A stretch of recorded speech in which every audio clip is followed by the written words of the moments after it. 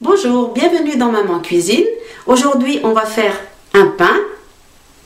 Donc pour cela, il nous faut de la semoule, il nous faut des œufs, du sel, de l'huile, de la levure de boulanger et de l'eau bien chaude.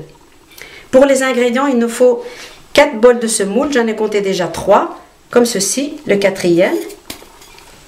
Il nous faut du sel, 2 petites cuillères rases, cuillère à café, voilà. Il nous faut 200 ml d'huile. On va bien mélanger à la semoule pour faire une sorte de sablé. Voilà, comme ceci, entre les mains. Faire pénétrer l'huile dans la semoule. Voilà, on mélange bien. Vous voyez que la semoule est bien dorée. Voilà, ça suffit. Ensuite, on va mettre 3 œufs. Je prends juste le blanc et le jaune, je vais le garder pour tout à l'heure.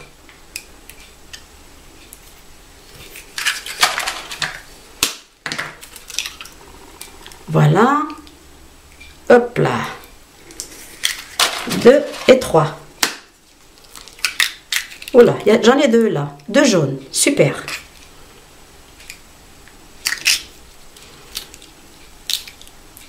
Voilà. On va enlever ça pour laisser la place. Je vais mettre ma levure sur le côté. Et je vais mettre de l'eau chaude. On a dit un demi-litre d'eau chaude. Mais bon, c'est selon la dextérité des personnes. Moi, j'aime bien cette pâte bien liquide. Vous allez voir au pétrissage. C'est selon vos capacités à manipuler la pâte. Moi, personnellement, j'aime bien qu'elle soit très liquide. Et je n'hésite pas à mettre le demi-litre d'eau. Mais pas en une seule fois.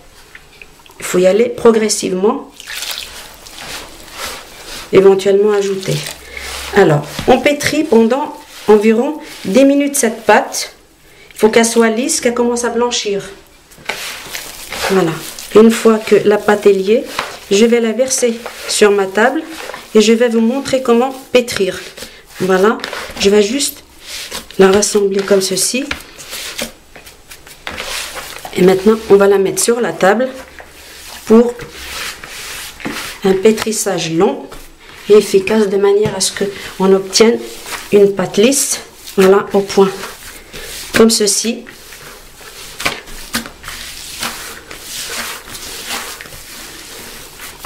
Voilà, hop, avec la paume de la main, on écarte et on ramène et on pétrit. Au bout d'un moment, la pâte va devenir souple et va se tenir. Pour l'instant, on va rajouter peu à peu de l'eau.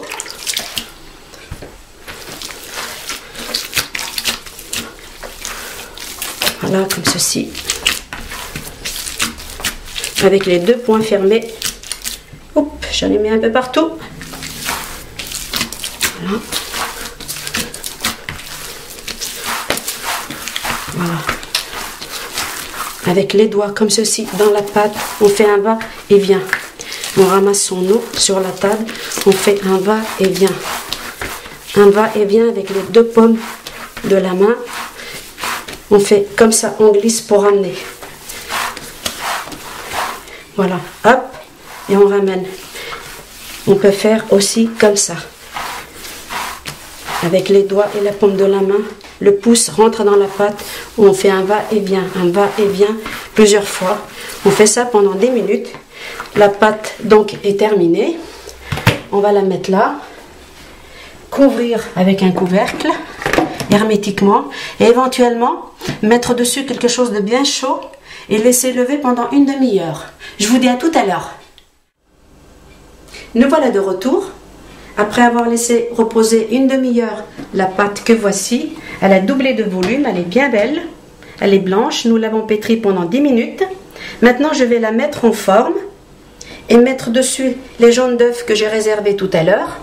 Les grains de sésame et nigel, mais ça c'est pas obligatoire. Quand on n'en a pas, on n'en a pas. Mais moi je trouve que ça parfume bien le pain. J'ai besoin d'une fourchette et un petit peu d'huile dans les mains pour ne pas que ça colle. Bon, on y va pour la préparation. Voilà, donc je vais couper ma pâte en deux. Je vais éviter de la faire descendre en la manipulant très peu. Voilà, je la pose comme ceci dans le plat. L'autre part aussi. Voilà, j'évite de la casser, trop pétrir. Ça de côté. Donc j'ai les mains huilées, je vais l'étaler dans mon plateau. Comme ceci. Elle est bien belle, bien gonflée, ça fait des bulles, donc c'est signe que la levure a bien pris. Ce sera un pain moelleux. Voilà, on l'aplatit au maximum. J'ai la chance d'avoir des grands plats, donc voilà, j'ai pas de mal. On essaye de l'égaliser, pas faire des bosses au milieu, pas faire des côtés gros et des côtés fins.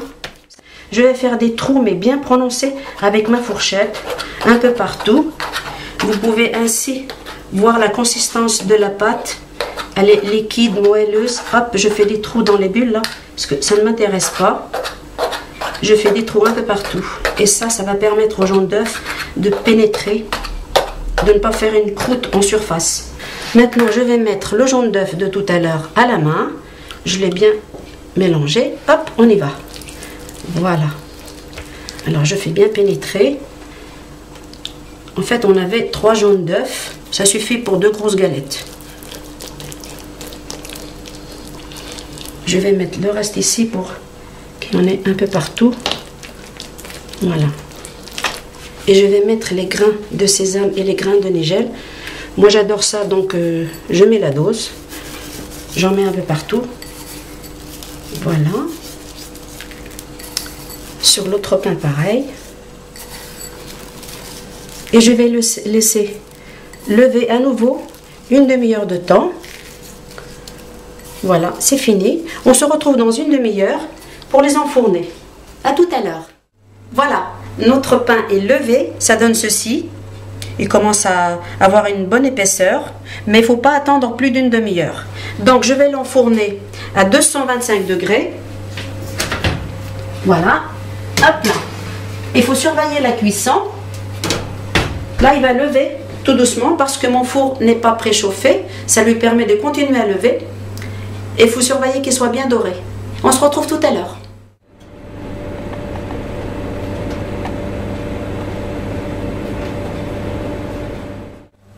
Voilà, notre pain est cuit, il est bien doré, il est là.